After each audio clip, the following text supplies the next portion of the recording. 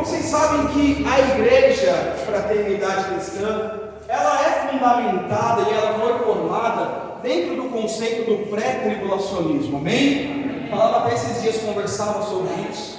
Presta atenção, por favor, não leia ainda não, por favor. Então, isso é importante para você poder depois entender o contexto disso que eu estou falando. Então, existem muitas frentes de estudo, frentes que estudam-se a milenista, ou seja, o milênio vai ser antes do Armagedon, o milênio vai ser pós o Armagedon, a volta de Jesus Cristo vai ser, primeiro arrebata a igreja e depois volta para redimir os que ficaram. Não, a volta de Jesus Cristo vai ser em plena grande tribulação. Existem muitas frentes de estudo. Eu, como pastor e ministro da palavra de Deus, preciso estudar todos. Eu preciso entender o conceito do pré-tribulacionismo, do pós-tribulacionismo, do amilenismo, no pós-milenismo. São muitas dispensações. E você sabe, meu irmão, minha irmã, que nesses 2000 anos, mais de 2000 anos, nunca houve consenso de todas as igrejas acerca da volta de Cristo. Então existem muitos estudos. O que eu quero deixar claro para vocês é: nós vamos ler a mensagem de Cristo com foco na sua vinda. É isso que nós estamos esperando, Maranata. É isso que a igreja tem que declarar, Maranata, ora vem, Senhor Jesus. Então, meu amado, minha amada, eu creio e toda a minha formação, a nossa formação, de muitos aqui, se não dizer de todos, é sobre o prisma, né, com o foco no pré-tribulacionismo, com o arrebatamento da igreja. Louvado seja o nome do Eterno por isso, amém? Mas eu particularmente preciso conhecer todas as teorias, até mesmo para poder esclarecer quem me procura acerca disso. Glória a Deus. Então nós vamos estudar a palavra de Deus com foco no pré-tribulacionismo, como a igreja foi fundamentada. Eu, como servo e pastor da igreja, preciso conhecer para eu me preparar também para falar para vocês, porque eu não posso falar de algo superficial, tem que saber todas as frentes, o que falo, como falo, amém? Dito isso, eu quero orar contigo agora. Nós vamos iniciar a leitura em Mateus 24, que Jesus ele fala sobre o início, né? Jesus ele fala sobre o princípio das dores, e eu quero dizer que nós estamos já nesse tempo, igreja, amém? Eu trago alguns fatos aqui, não todos, porque precisaria de uns 50 cultos, mas eu trago alguns fatos aqui que você vai lembrar e você vai dizer: poxa, de fato, o que Jesus falou está acontecendo, amém? Coloca a mão sobre a palavra do Eterno. Pai, em nome do Senhor Jesus, Senhor, agora nós estamos inclinados sobre a Tua palavra, porque queremos ouvir-te, aleluia. Nós queremos ouvir aquilo que o Teu Espírito Santo tem a falar aos nossos corações, Senhor. Por isso, meu Pai, prepara o nosso ser, o nosso coração, para que seja como a terra boa, aleluia, a terra fértil, glória a Deus, onde Tua palavra, Senhor, venha a ser semeada, venha a germinar e venha, meu Deus, produzir fruto a 30, a 60, a 100 por um. Senhor, não permita o inimigo roubar a palavra do Senhor de nossos corações, mas dá-nos graça, entendimento e direção no Espírito Santo de Deus. E a igreja diz amém. Amém. Glória a Deus.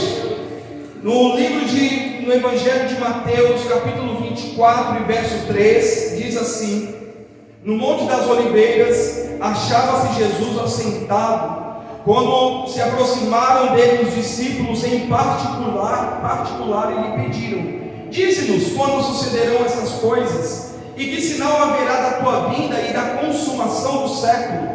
E ele lhes respondeu: vede que ninguém vos engane, porque virão muitos em meu nome dizendo: eu sou Cristo, e enganarão e certamente ouvireis falar de guerras e rumores de guerras. Vede, não vos assusteis, porque é necessário assim acontecer, mas ainda não é. Glória a Deus. Porquanto se levantará nação contra nação, reino contra reino, e haverá fomes e terremotos em vários lugares.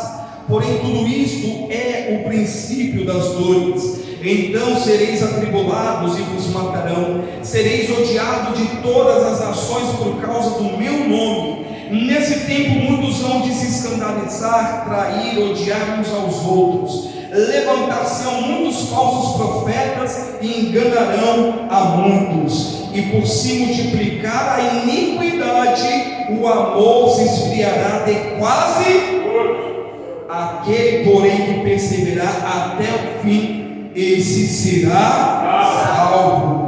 E será pregado esse evangelho do reino por todo mundo, para testemunho de todas as nações, então virá o fim. Diga amém. Amém. Igreja, por favor, fecha a Bíblia. Daqui a pouco você vai abrir em outro local. Fecha, por favor, marca aí, fecha, porque eu preciso que você preste atenção. Fecha, por favor, obedeça em nome de Jesus. Amém? Amém. Olha o que nós acabamos de ler. Eu preparei essa palavra e não quero minimizar o fato glorioso da volta de Jesus, mas eu preparei essa mensagem em 4 atos principais, a meditação de hoje. O primeiro deles é o princípio das dores. Olha o que Jesus declarou acerca do princípio das dores. Os discípulos procurando o mestre em particular no Monte das Oliveiras: Senhor, fala para a gente quando sucederá todas essas coisas e que sinais haverão da tua vida e da consumação dos séculos. A primeira coisa que Jesus falou para os seus discípulos, sem ler que está fechado, qual foi? Você acabou de ler comigo. Qual foi a primeira coisa que ele falou, igreja? Vede que ninguém vos engane.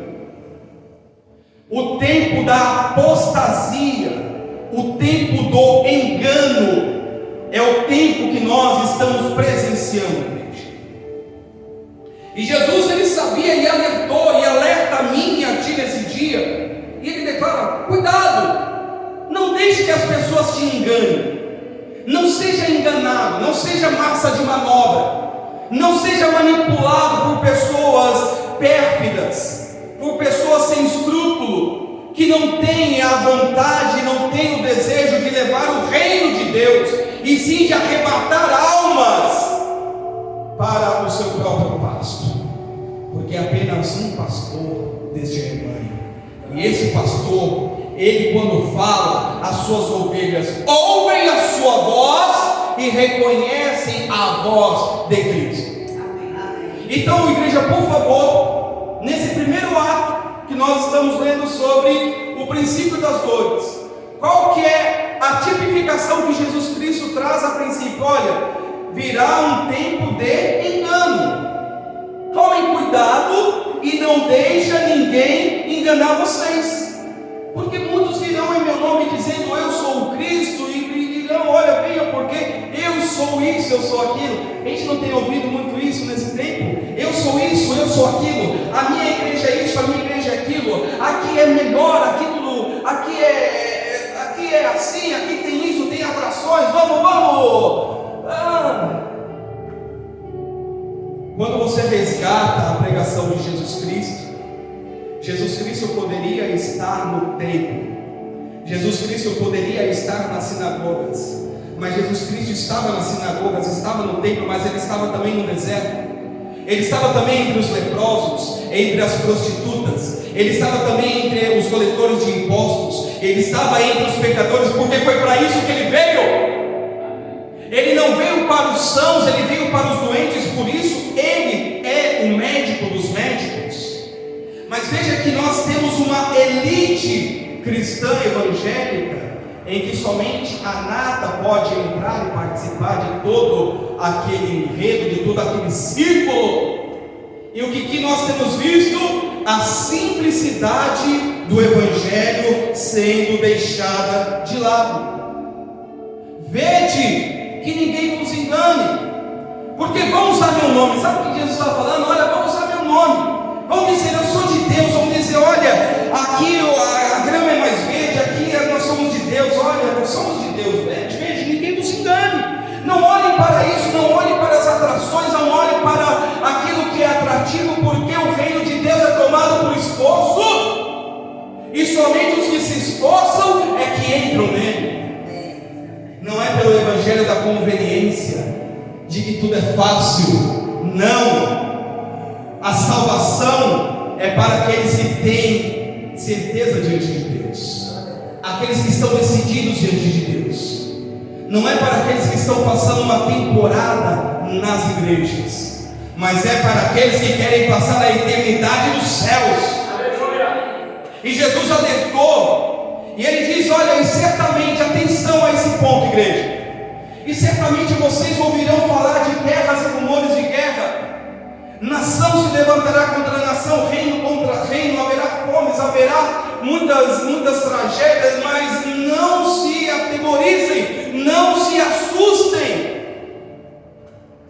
E eu preciso lembrar da pregação de 3, 4 anos atrás, em que foi difícil de trazer a igreja de volta quando foi permitido. Foi difícil levar tranquilidade ao coração das pessoas que estavam terrivelmente abaladas. E não quero aqui, meu irmão, minha irmã, relativizar a pandemia de níveis globais que a gente teve. Não quero relativizar. Mas eu quero dizer que Jesus falou que isso aconteceria, que a gente não deveria ter medo. É isso que eu quero dizer. Por que tanto medo? Por que tanto medo se Jesus Cristo disse: olha, eu estou convosco todos os dias até a consumação dos séculos? Por que tanto medo se Jesus Cristo disse que isso aconteceria? E olha, alguns fatos.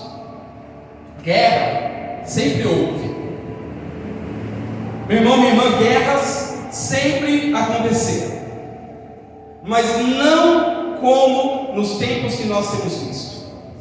Existe uma potencialização, existe algo de forma exponencial acontecendo a níveis global. Atenção, a guerra da Rússia e da Ucrânia não é um evento isolado. Existem outras guerras e rumores de guerras acontecendo. Existe, meu irmão, minha irmã, e ouça por favor, porque isso não é para você se abalar, isso é para você saber que Jesus Cristo está às portas. Existe um rumor de guerra entre Israel e Irã. Você sabia disso? Se porventura, meu irmão, minha irmã, acontecer uma guerra nuclear, um ataque nuclear entre Israel e Irã, você sabe o que vai acontecer? Isso vai ser uma fagulha para que todo o Oriente Médio se corra atrás. Vai haver uma corrida armamentista, porque hoje existe uma lei, hoje existe um combinado, existe um acordo na ONU em que os países precisam se desarmar de armas nucleares por advento da Segunda Guerra Mundial. Mas veja o que está acontecendo exatamente ao contrário, porque se algum país atacar outro com uma arma nuclear, todo mundo vai achar que deve ter uma arma nuclear para proteger os seus muros. Aí é a Arábia Saudita, aí outros países vão querer também ter a sua arma nuclear. Isso que eu estou falando é muito sério. Tem um navio atracado aqui no nosso porto no Brasil, salvo engano em São Paulo, iraniano. E o Brasil, que sempre teve acordo de paz com Israel, está abrindo as portas para o Irã. Olha o risco, meu amado, minha irmã. Eu não sou de ciências políticas, não quero ser um cientista político, mas eu sou um observador. Porque Jesus Cristo falou que o segredo seria ficar de olho. Fiquem de olho. Olhem o que está acontecendo. Vocês vão ouvir falar dessas coisas.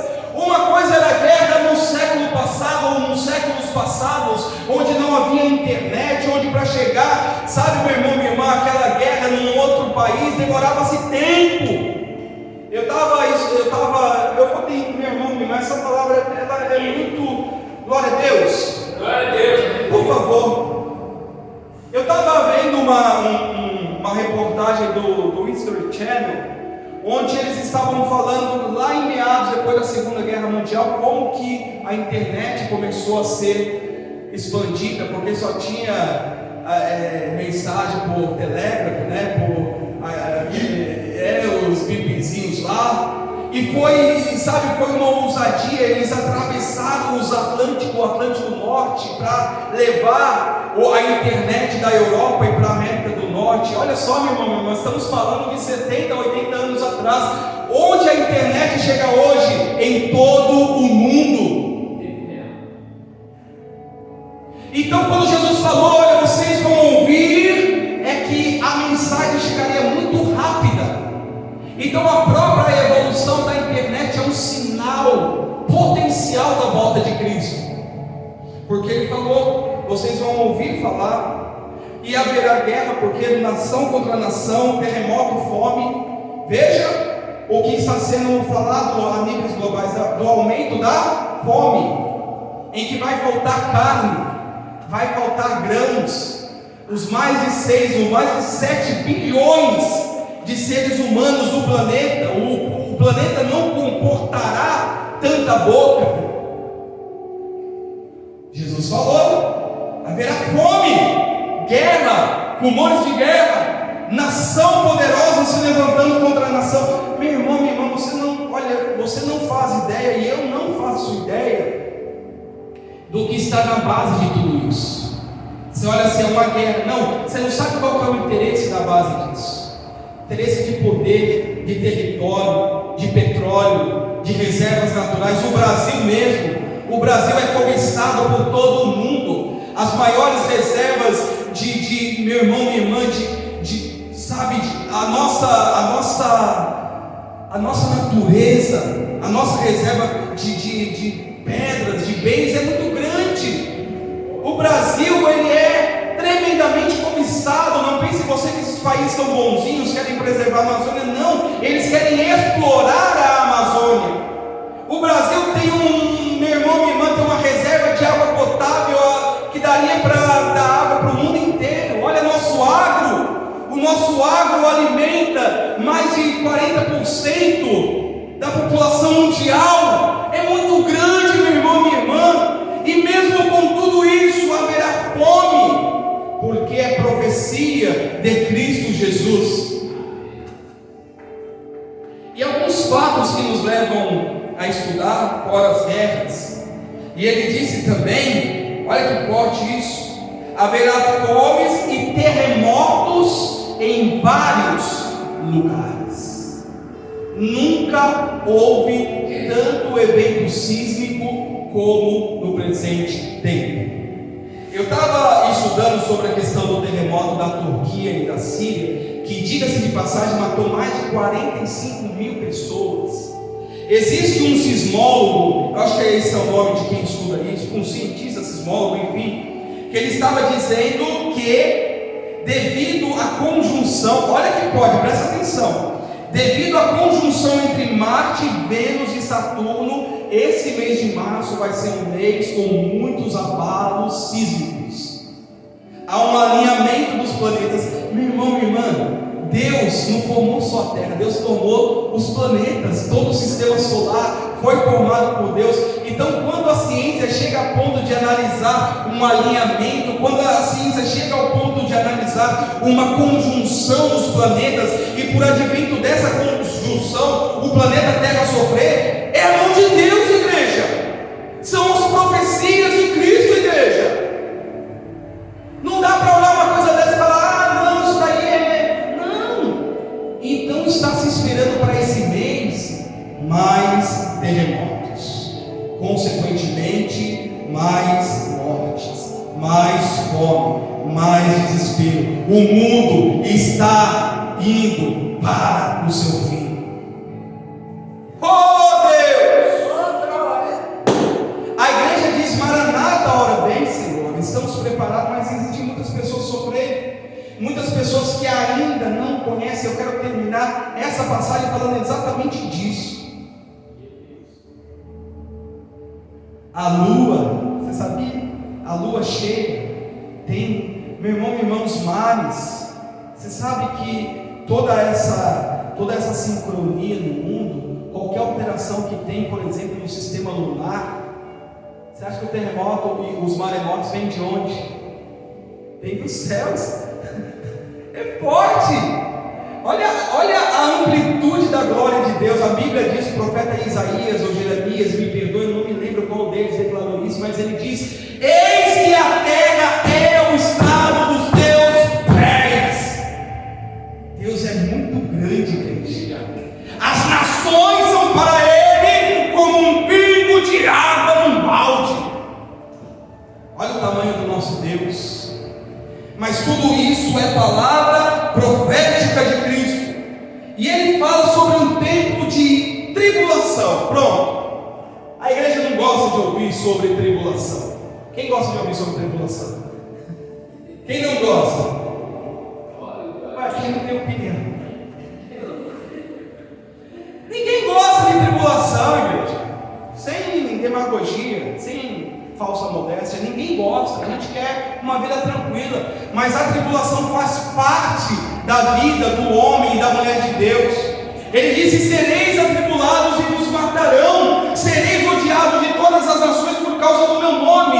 Nesse tempo muitos vão de trair e odiar, e por se multiplicar a iniquidade, o amor se esfriará de quase todos. Aqui nós estamos falando de igreja. Ei, estamos falando de igreja. O amor da igreja vai e está se esfriando. O amor entre irmãos está se esvaecendo. Ninguém mais liga para o seu próximo. Ninguém, assim, eu estou sendo exagerado, mas uma grande parte não liga mais. E a gente precisa tomar cuidado para não perder essa essência, por mais difícil que seja. Às vezes até insustentável, é ou não é? Mas a gente tem que sustentar isso, porque ele diz que somente os que perseverarem até o fim é que receberão salvação. Meu amado, minha amada, tem bênção para a sua vida, diga amém. Amém. Mas sem tribulação também, diga glória a Deus. Dai glória a Deus por tudo.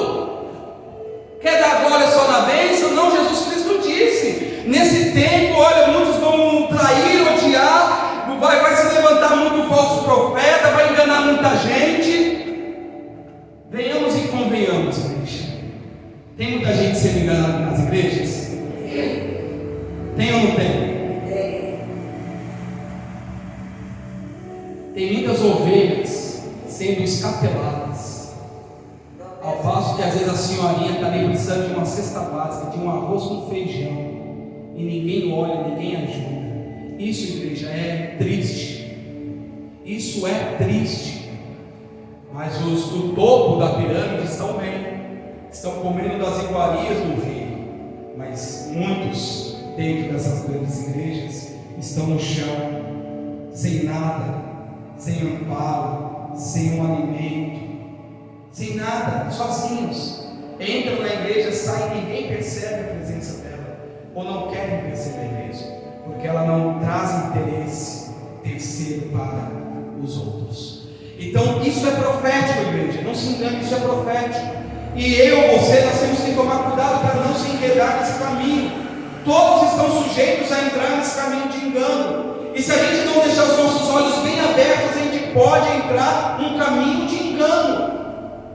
Porque ele falou que muitos falsos profetas se levantariam e vai enganar a uma leva muito grande de gente. Não são poucos não, igrejas com milhares, centenas de milhares de membros sendo enganados. E as menores também, isso não é só igreja grande não, estou dando um exemplo.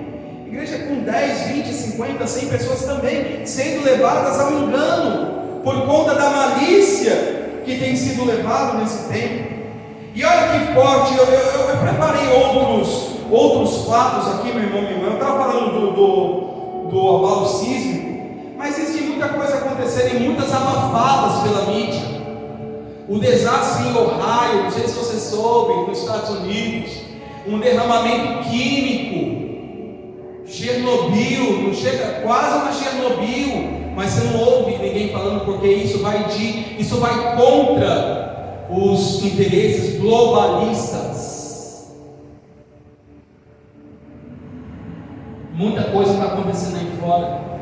Até hoje ninguém deu conta do surgimento do Covid. De onde surgiu? Como que isso surgiu?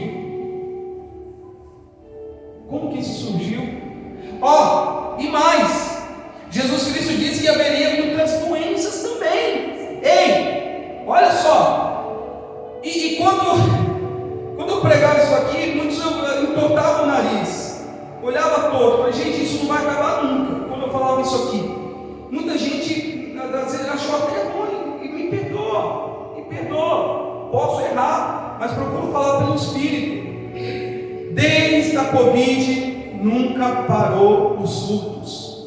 É surto atrás de surto, é varíola do macaco, é febre aftosa, é dengue. Ah, pastor, mas isso sempre houve. Não de uma forma tão exponencial como nós estamos vendo. Não sei se você sabe, mas eu preciso falar que está tendo, eles estão tentando conter um surto de ebola, de uma variante do vírus ebola chamado Marburg, que surgiu lá em Gana, na África Ocidental. Esse vírus tem potência de letalidade em cerca de 80%. Pastor, é para eu ficar com medo? Não, é para você entender que as coisas estão acontecendo. Se o vírus da Covid é letal, esse daqui é 3 vezes mais letal. Eu preciso trazer isso aqui, igreja, por mais difícil que seja. É um alerta para mim e para você de que não é tempo de brincar. Não é tempo de brincar. E nós, muitas das vezes, como presbítero, nós deixamos de vigiar. Nós, damos mole. Nós deixamos, a espada na bainha. E aí o inimigo vem até sacar a espada, não dá tempo, já foi atingido, porque a espada tem que estar na mão. Como na reconstrução do muro, uma mão trabalha e a outra com a espada, é trabalhando aqui e atingindo o inimigo. Não tem jeito, igreja. Se a gente baixar a guarda, o inimigo vem, e ele vem com força mesmo, porque quem incomoda Cristo é ameaça para as trevas. Porque terminando aqui, ele disse, olha que forte: e será pregado esse evangelho do reino por testemunha a todas as nações, então virá o fim. Oh Deus! O fim, ele é antecedido e também precedido pela pregação do evangelho a toda a criatura. E hoje, com o celular na mão e um acesso à internet, você fala de Cristo para qualquer lugar do planeta. A internet, mais uma vez, nesse sentido, vem corroborar para que o reino de Deus seja implementado, ou pelo menos as pessoas saibam. Foi outra coisa que o presbítero falou também. A pessoa sabe, ela não vai poder alegar desconhecimento, ela sabe da verdade. Agora, se ela não está seguindo, é a opção dela. Meu irmão, minha irmã, olha, eu estou no primeiro ato ainda, princípio das dores. Eu vou passar os outros atos de uma forma mais resumida, para a gente poder fechar o entendimento dessa mensagem, porque eu não posso terminar essa mensagem assim. Amém. Não posso terminar ela assim. Amém. O Espírito Santo tem que nos dar uma direção para onde ir. Se tudo isso está acontecendo, o que a gente tem que fazer? O que nós precisamos fazer, eu e você? Só ouça, por favor. Aleluia.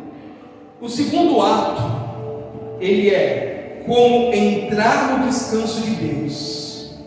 Se tudo isso está acontecendo, como entrar no descanso de Deus? Repete, por favor, comigo, igreja. Através da santificação. Porque sem santificação ninguém verá a Deus. Aleluia. Ouça, por favor, aleluia. Eu vou deixar o término dessa meditação, as referências, mas, igreja, em nome de Jesus, eu creio que o Espírito Santo está falando no teu coração, amém? Amém. Finalmente, irmãos, nós vos rogamos e exortamos o Senhor Jesus, que como de nós recebestes, quanto à maneira porque deveis viver e agradar a Deus, e efetivamente estáis fazendo, continueis progredindo cada vez mais. Não podemos parar. Precisamos continuar progredindo cada vez mais, à medida que o tempo se aproxima, que a volta de Cristo se aproxima. Eu preciso progredir com Deus, porque estáis inteirados de quantas instruções vos demos da parte de Deus. através do Senhor Jesus, amém? Amém. Pois esta é a vontade de Deus, a vossa santificação, que vos abstrais da prostituição física, espiritual, mental. Estou acrescentando aqui, que cada um de vós saiba possuir o próprio corpo em santificação e honra, não com desejo de lascívia, como os gentios que não conhecem a Deus, e que nesta matéria ninguém ofenda nem defraude seu irmão, porque o Senhor contra todas essas coisas, como antes vos avisamos e testificamos claramente, é o vingador. Porquanto Deus não nos chamou, por favor repita comigo, igreja, porquanto Deus não nos chamou para a impureza, e sim para a santificação. Como passar por tudo isso e chegar do outro lado? Santificação. E nós não nos santificamos fazendo o que o mundo está fazendo. Pelo contrário, nós perdemos santificação. Eu perco, você perde. Nós perdemos. Porque o mundo não tem santificação. O mundo tem corrupção. Santificação é para aqueles que estão negando a sua vontade para fazer a vontade de Deus. E no tocante a isso, muitos de nós pagamos. Não podemos igualar as nossas obras com as obras do mundo. Porque se eu faço isso, se você faz isso, nós perdemos santificação. Amém? E aí ele termina dizendo: dessarte, quem rejeita essas coisas não rejeita o homem, e sim a Deus. Quem rejeita a santificação não está rejeitando o homem, ele diz, está rejeitando a Deus, que também vos dá o seu Espírito Santo. Segundo ato, santificação. Terceiro ato, quem estiver em santificação não será surpreendido. Igreja, essa primeira passagem ali, 1 Tessalonicenses, do 1 ao 8, ainda em 1 Tessalonicenses, o terceiro ato diz que nós que estamos santificando não seremos surpreendidos. Posso ler em nome de Jesus, igreja? Amém. Ele diz: mas vós, irmãos, não estáis em trevas, para que este dia, com D maiúsculo, como ladrão vos apanhe de surpresa. Ei, não estamos em trevas, estamos vigilantes. Quem está em trevas não vê o que está à sua frente, quem está na luz vê o poder e a manifestação da glória de Deus. E ele diz que nós não devemos ser surpreendidos. A santificação não vai me deixar ser surpreendido. Deixei a santificação, chegou o noivo. Porquanto vós todos sois filhos da luz, está vendo? E filhos do dia. Não somos da noite nem das trevas. Assim pois, não durmamos como os demais, pelo contrário, vigiemos e sejamos sóbrios. Existe muita gente dormindo. A Bíblia diz: vigie e seja sóbrio. O que é ser sóbrio? Tenha seus pensamentos bem firmados em Deus. Não fique com a sua mente vagando. A nossa mente, ela tem esse poder de nos tirar. Se a gente não vigiar, nos tira do caminho de Deus. Vigia, seja sóbrio, porque você não é da noite, você é do dia. Você não é das trevas, você é da luz. Não queira fazer o que os das trevas estão fazendo para ser aceito. Amém? Porque quem dorme, dorme de dia, e quem se embriaga, é de noite que se embriaga. Perdão, quem dorme, dorme de noite, e quem se embriaga à noite. Nós, porém, que somos do dia, sejamos sóbrios, revestindo-nos da couraça da fé e do amor, e tomando o capacete da salvação, porque Deus não nos destinou para a ira, mas para alcançar a salvação mediante nosso Senhor Jesus Cristo, que morreu por nós, para que quer vigiemos, quer durmamos, vivamos em união com Ele. Consolai-vos, pois, uns aos outros, e edificai-vos reciprocamente, como também estáis fazendo. Igreja, terceiro ato: quem estiver em santificação não será surpreendido. E quarto ato, para finalizar essa mensagem: quando acontecerá? Eu preciso para essa provocação. Quando acontecerá? Resposta: ninguém sabe. nem mesmo o Filho, somente o Pai. Mas Cristo nos deixou a dica em sua palavra. Aleluia! Glória a Deus! Ó, não fica preocupado com quando será, não. Mas Jesus, ele deu a dica. Ele não nos deixou às cegas, amém? Amém. Glória a Deus. Aprendei, pois, a parábola da figueira. Quando já os seus ramos se renovam e as folhas brotam, sabeis que está próximo o verão. Ei, Israel é a videira de Deus, igreja. Muita atenção no que está acontecendo em Israel. Falei para vocês sobre essa possibilidade de guerra entre Irã e Israel. Olha, quando a figueira começa a brotar, fiquem atentos. Assim também vós, quando virdes acontecer todas essas coisas, sabei que está próximo às portas. Aleluia. Jesus Cristo está às portas. Quem está às portas ele quer entrar, e ele vai entrar. Ele diz: em verdade eu digo para vocês que não passará essa geração sem que tudo isso aconteça. Lembrando que um dia para Deus é como 1000 dias, e 1000 dias como um dia. Atenção, existe toda uma especulação sobre datas, sobre os dias, as semanas proclamadas em Daniel, as 7 semanas, 70 semanas. Meu irmão, minha irmã, não fica fazendo conta não. Não precisa ficar fazendo conta não, só te prepara. O que você tem que fazer não é conta, é se preparar, porque ele diz: olha, quando isso estiver acontecendo, quando vocês veem tudo isso, fica atento, porque vai passar o céu e a terra, porém as minhas palavras não passarão. Mas a respeito daquele dia e hora ninguém sabe, nem os anjos dos céus, nem o Filho, senão o Pai.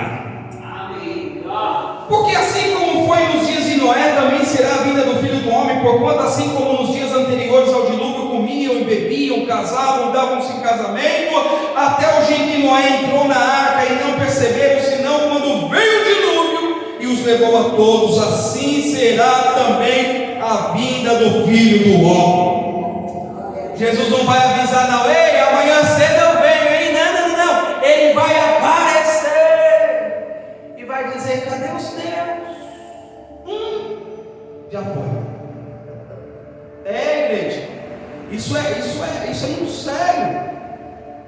Quando Paulo termina lá em Tessalonicenses, que foi o terceiro ato, 1 Tessalonicenses 5, do 1 ao 11, quando ele fala sobre dormir, é o sono, esperando o juiz nos acordar, quer durmamos, quer estejamos mortos ou quer estejamos em vida.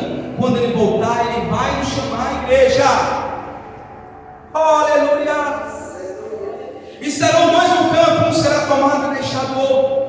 2 estarão trabalhando no moinho, 2, uma será tomada e deixada a outra. Portanto, vigiai, porque não sabeis o dia que vem o vosso Senhor. Estou terminando, amém, igreja? Mas considerem o seguinte: se o pai de família soubesse a hora que o ladrão viria, ele vigiaria e não deixaria que fosse arrombada a sua casa. Por isso, ficai também vós apercebidos, porque a hora em que não cuidais, o Filho do Homem virá. Mateus 24, 32 ao 44. Aleluia. Olha, vigiem, porque se vocês soubessem a hora, vocês se preparariam, como as 10 virgens, a metade se preparou e a outra não. Estejam preparados, porque a hora que você não cuidar, o Filho do Homem virá. Meu irmão, minha irmã, o maior desejo de Jesus Cristo é um dia abrir os portais da eternidade e receber cada um de nós, e dizer: meu filho, minha filha, fosse fiel um pouco, sobre o muito te colocarei. Quando fala isso, você fala das coisas desse mundo, né? Não, o muito não é aqui não, gente. Aqui é tudo besteira, essas porcaria, tudo supérfluo, tudo passa, tudo irrita, tudo se joga. O muito é na glória de Deus. É lá que nós vamos receber a nossa recompensa, o nosso galardão. Por favor, diga glória a Deus. Glória a Deus. Aplauda o nome de Jesus.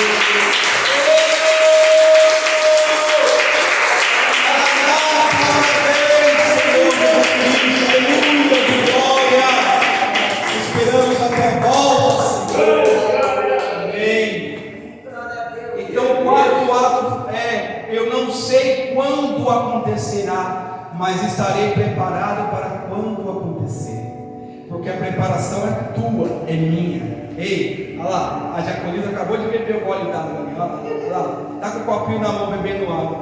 Por que ela bebeu água? Porque ela está com sede. Eu não posso beber água por ela, ela tem que beber água. Ei, eu posso pregar, eu posso orar, eu posso falar, mas quem se fortalece, quem busca, quem clama é você. A salvação no tocante a isso é individual, por mais que soe isso, doa às vezes nos ouvidos, mas é verdade, a salvação é individual. Eu não salvo minha filha, eu não salvo minha esposa. Eu posso ajudar a orar, mas elas têm que buscar a salvação delas. Amém? Glória a Deus. Deus abençoe.